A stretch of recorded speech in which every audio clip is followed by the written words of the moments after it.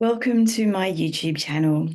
I'm Ellie Mackay, the founder of Due North Psychology, and this series is for people who are recovering from or going through treatment for cancer. And as a supplement to our other mindfulness offerings, our individual treatment planning and support, we're also, all of the practitioners here are trained and advised to follow a mindfulness-based recovery plan for our patients going through that particular cancer journey at the moment. And following much review of the literature, we are following this book. It's the Mindfulness-Based Cancer Recovery book. It's endorsed by John Kabat-Zinn, who is the founder of mindfulness-based stress reduction, has done a lot of research in this field, and whose endorsement is very highly regarded. So today, taking something from the chapter on balancing breath, which is chapter 6 in the book, and this will be a supplement to your course material, and it can stand alone as well. So just a little bit of information about why we do breathing with mindfulness. Some people have a few questions about that. Mindfulness of the breath is a very well-known beginning point for mindfulness practice, and that's partly because we just want something to focus on. You know, when you stop to notice what is going on in your mind, you'll usually get a sense that there's a lot going on, and having a physical anchor, something that's really regular and steady to focus on, is really helpful. So some people prefer to keep their eyes wide open and have a look at an object in the room, or even something that they can hold. And I have a series of different sorts of stones. I love this particular one at the moment. It's a nice smooth stone. It just feels really nice and cold, and it's nice to look at it. It's beautiful color. Something like that, just to keep me focused on what I'm doing, can be really helpful. At other times, it's useful just to notice that we've always got our breath with us, and being able to focus by putting a hand on the belly, or a hand across the chest, or even just a supportive hand on the cheek, just a kind of recognition that I'm deliberately focusing here on an act of self-kindness as I notice my physical self. Particularly important when you're going through a physical, stressful time, or when your body doesn't feel quite connected to you in the way that it used to. So the other reason I'm following on chapter 6 there, when we're balancing breath, we're looking at ways to stay present with ourselves. So in the book, it talks to you about the sympathetic nervous system, which is to say very, very commonly known as the flight-fight system. It's the part of the nervous system that elevates you ready for an activity. It also switches online if there is some sort of physical or emotional threat. And what it does is, once we detect a threat, even if it's a time threat, whatever sort of threat it might be, this system elevates heart rate a little bit or a lot. Breathing rate becomes faster and shallower at the top of the lungs. Digestion slows down. Muscles become tight. And the evolutionary adaptive function of the sympathetic nervous system is to help us to get away from a danger. Even in reptiles, if you have startled a lizard, it will run away. It has a sympathetic nervous system too, and it's super twitchy. And when we notice that we're activated into sympathetic nervous system, we are usually thinking fast, moving fast, even if that's in the middle of the night when our brain is going quite fast. For us humans who have a higher order brain than the lizard, we are also thinking quite fast at that point. Okay, so the colleague of the sympathetic nervous system that runs right beside it down the spinal column is your parasympathetic system.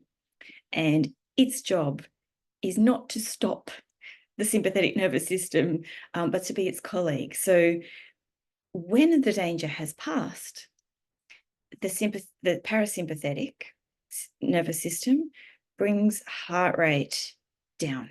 It brings breathing into the lower portions of the lungs.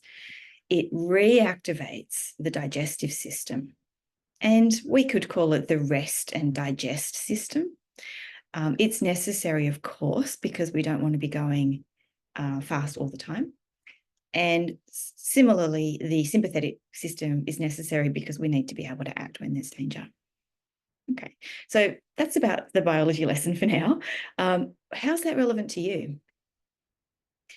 What we're looking at here is when you are activated into a form of threat, because something's happening in your body, there's a treatment going on, there's uncertainty, there's a threat, there's changes. What you normally do might not be possible today. The plans that you had for your week or your month or your year may have been completely derailed by your diagnosis, by your treatment, or by something that's kind of come along the way as a part of that. So the sympathetic nervous system will automatically just activate, shortening your breath, speeding up your heart rate, shutting off your digestion, racing your thoughts. And while it's there to help, it's very, very automatic.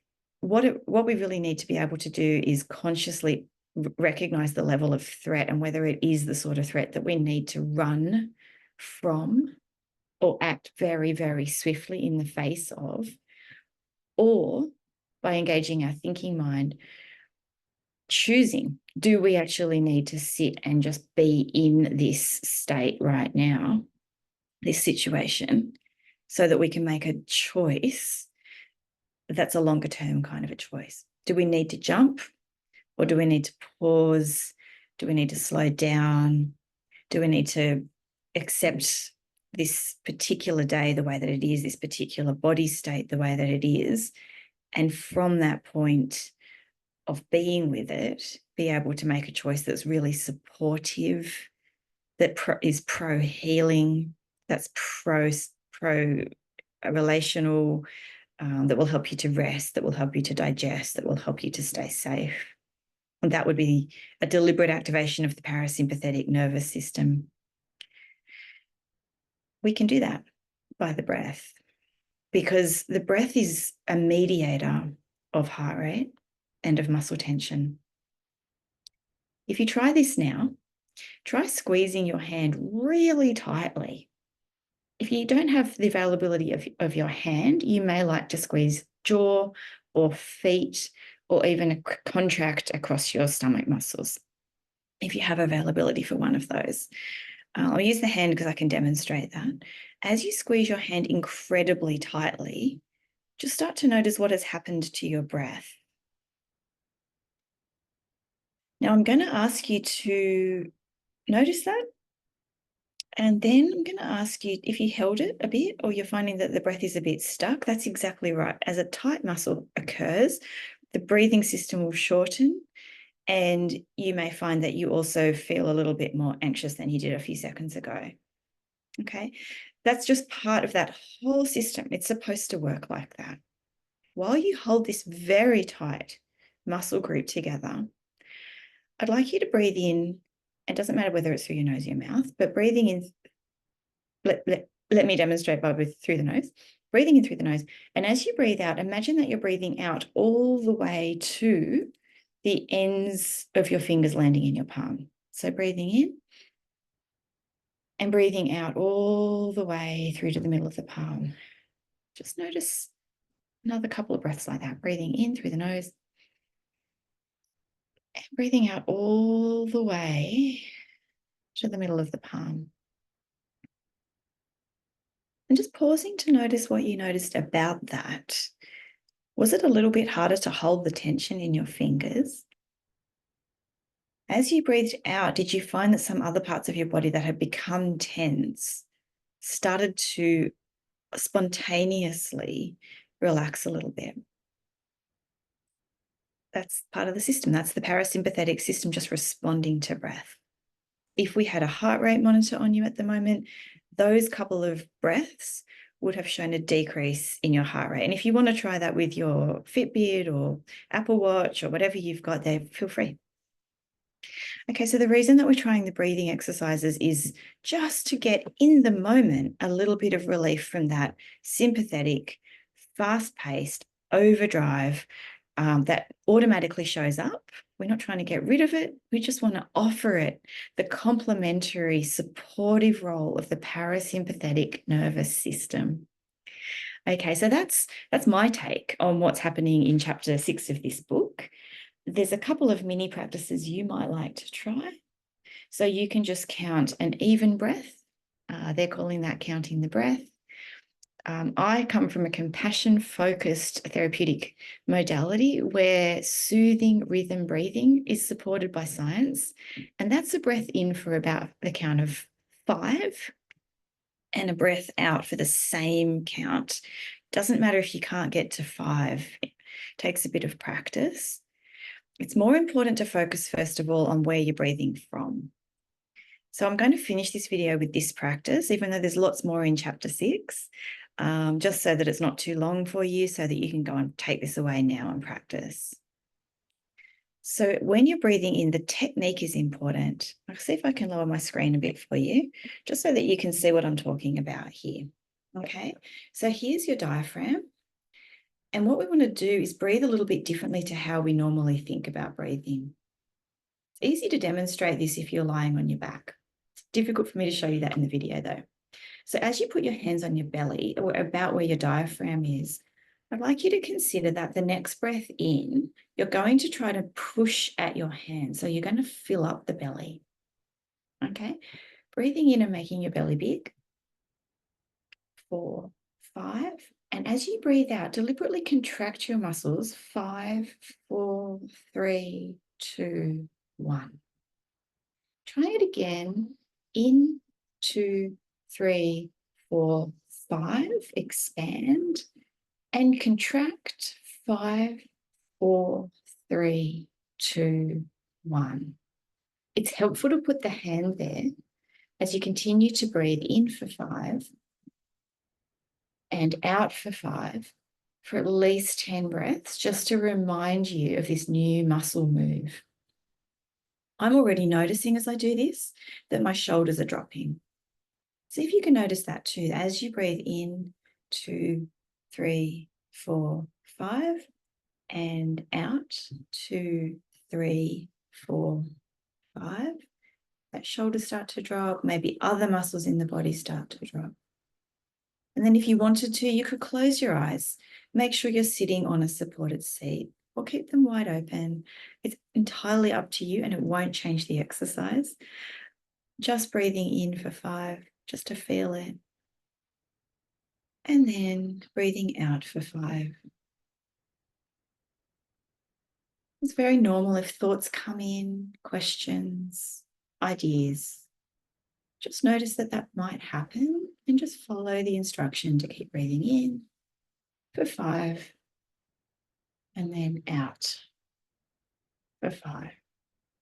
We're at about our 6th count now, and I'm going to go for 4 more to give you a sense of what 10 feels like. So in, 2, 3, 4, 5 through the diaphragm, contracting and exhaling. 5, 4, 3, 2, 1.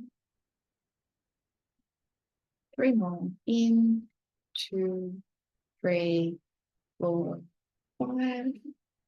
And then out. 5, 4, 3, 2, 1. Inhaling. 2, 3, 4, 5. Exhaling. 5, 4, 3, 2, 1. And this is our last one in the 10 breath series. In, 2, 3, 4, 5. And exhaling. 5, 4, 3, 2, 1. And now you may like to keep your eyes open or closed. And just noticing now just how the body is feeling. Maybe notice if the muscles are a little more relaxed. If you notice that, then you're starting to be aware of your internal state and the activation of your parasympathetic nervous system. This will support you as you go through stressful times. We want to thank both systems, the sympathetic and the parasympathetic, for the work that they're doing to help you to both detect threat, but also to settle the body in the face of discomfort, uncertainty, and difficulty. And I encourage you to practice this 10 breath exercise. Maybe you'd like to practice it 2 or 3 times a day, and pick a time of day when you're going to do it, so it's something that your body can get used to and look forward to. And I look forward to offering you some more of these practices in our series on mindfulness-based care after the diagnosis of cancer.